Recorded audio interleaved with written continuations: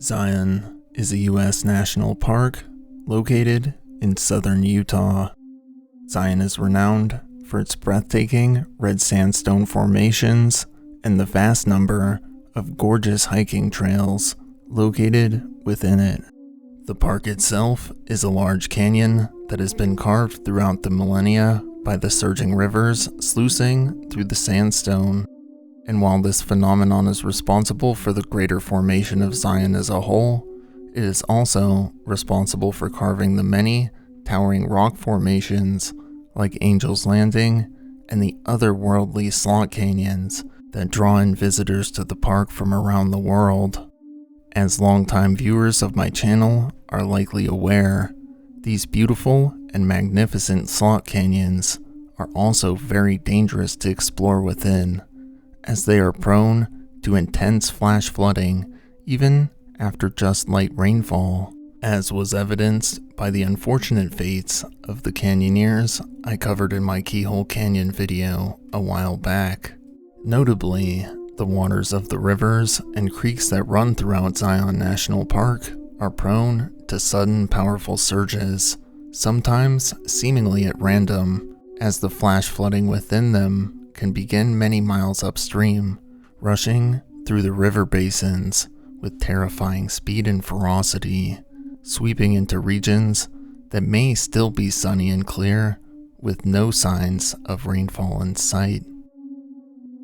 In July of 1993, a 35-year-old man named Mark Brewer led a small group of his hiking friends through the remote Kolob Canyon in Zion National Park.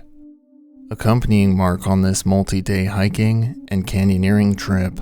was a 37-year-old man named Kim Ellis, a 28-year-old man named Dave Fleischer, along with 5 teenage boys named Mike Perkins, Josh Ney, Rich Larson, Chris Stevens, and Shane Ellis, the latter of whom was the son of the 37-year-old man, Kim Ellis. The route the party planned to take included several long rappelling pitches into the depths of Kolob Canyon, and the party would be descending 700 feet over the course of 10 rappels until they reached the bottom of the canyon, and from there they would continue hiking as they planned to follow the river until they reached Zion's famous Narrows, and would end their trek at the trailhead for the Temple of Sinawava. While the descent would certainly prove to be a technical and challenging task, Mark Brewer was an experienced canyoneer, and furthermore, Dave Fleischer had already tread their exact planned route twice before himself.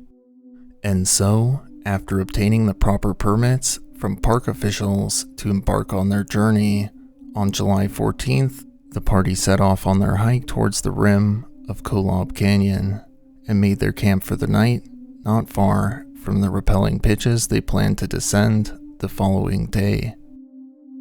The next day, on July 15th, 1993, the team began the series of rappels into the depths of Kolob Canyon, and by the early afternoon, the group had reached the base of the canyon.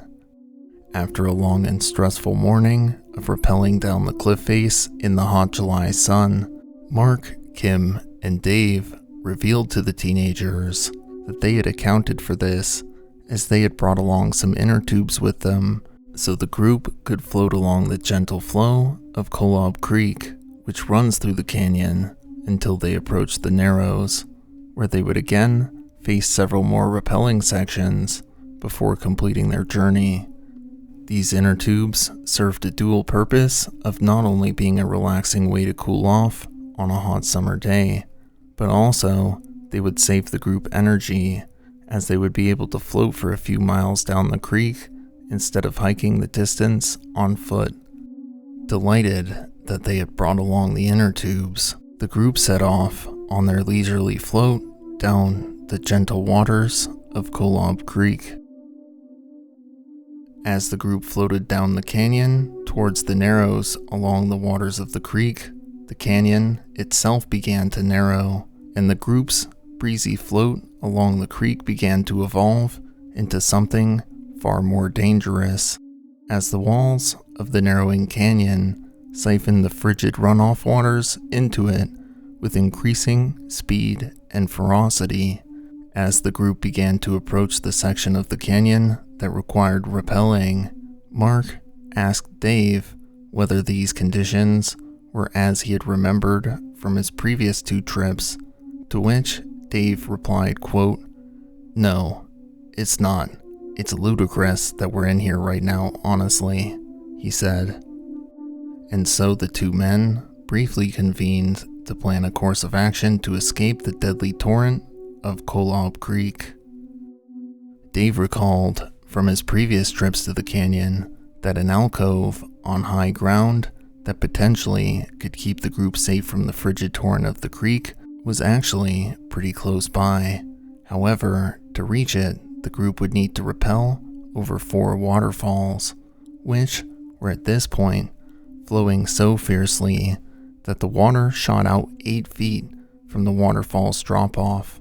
While the group had always planned to rappel down waterfalls and into plunge pools during their excursion, the conditions in the creek were far more intense than what they had anticipated, and thus, seeing no other further options than to proceed towards the alcove, Dave fastened himself to a rope and descended over the crest of the rushing waterfall. After continuing to struggle with his gear against the powerful, surging icy water, Dave finally began his descent towards the pool below, and as he did so, he came to the realization that the group was in far more danger than they had originally thought, as within the pool below him, a deadly whirlpool churned in the waters beneath the waterfall. This cyclical type of whirlpool is widely known as a drowning machine and are most often found near low-head dams, as the circular flow of the water traps objects within it and forces them beneath the water, making escape very difficult. However, seeing no other option at this point, Dave continued to descend into the pool below in order to secure ropes for the rest of the team to safely descend. However, as he did so, Dave became trapped within the churn of the whirlpool. Fortunately, he was roped up and not sucked beneath the surface. However, the rope severely limited his mobility, and he became essentially stuck in place. To make matters worse, the churn of the whirlpool yanked on his backpack, causing the straps to loosen and wrap around his neck, causing him to begin to choke and gasp for air. Upon seeing this, Kim Ellis leapt into action to attempt to rescue his friend from the whirlpool, and leapt from the top of the waterfall and into the frothing waters below. The impact of Kim's body on the water actually was substantial enough that it pushed Dave out of the whirlpool. However, as a result,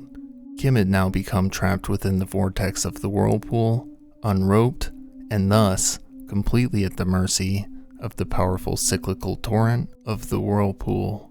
Dave, who was exhausted from his struggle against the drowning machine, retreated to the shallows of the pool of water in order to catch his breath. However, seeing that Kim was clearly now in danger, Mark too leapt into the churning waters of the pool below, and in a very similar fashion to how Dave had been freed from the churn of the whirlpool himself, the impact of Mark's body in the water dislodged Kim from the churn of the whirlpool. Fortunately, Mark had aimed his jump into the pool just right and managed to swim away from the whirlpool before it sucked him into its deadly churn, and he dragged the now unresponsive Kim to the pool's shallows alongside Dave, and the 2 men immediately began resuscitation efforts. Unfortunately, however, despite having spent under 2 minutes submerged within the churn of the whirlpool, Kim remained unresponsive despite these resuscitation efforts, as his eyes were dilated and lifeless, and he was not breathing. After taking a few moments to regroup, Dave and Mark were able to attach ropes for the 5 teenagers to descend to join them safely. Despite the increasingly dire situation, the party spared a few extra minutes so that Kim's son, Shane, could spend a few last moments with his father before they would be forced to press onwards. Mark and Dave secured Kim's body to a driftwood log, and the team continued on, making slow progress through the near-freezing waters, traveling only 150 feet downstream over the course of the next 2 hours, as they arduously descended the next 2 of the 3 remaining waterfalls in order to reach the dry alcove just ahead of them. The process of descending these waterfalls hadn't gone particularly well for the team either, as their backpacks were dislodged from their backs during the process, and by the time they had reached the final waterfall, which was a 15-foot drop, the group had lost all but 2 of their backpacks and a majority of their supplies, including most of their rope and nearly all their food. At the bottom of this waterfall was another powerful whirlpool, and so Dave decided that he'd attach his backpack, which held most of the group's remaining food supply, to one of their few remaining strands of rope, and would then lower it into the whirlpool in order to gauge its strength and visualize its flow. While they were able to do this, the strength of the whirlpool was too great, and the team were unable to raise the backpack from the churn of the waterfall's whirlpool.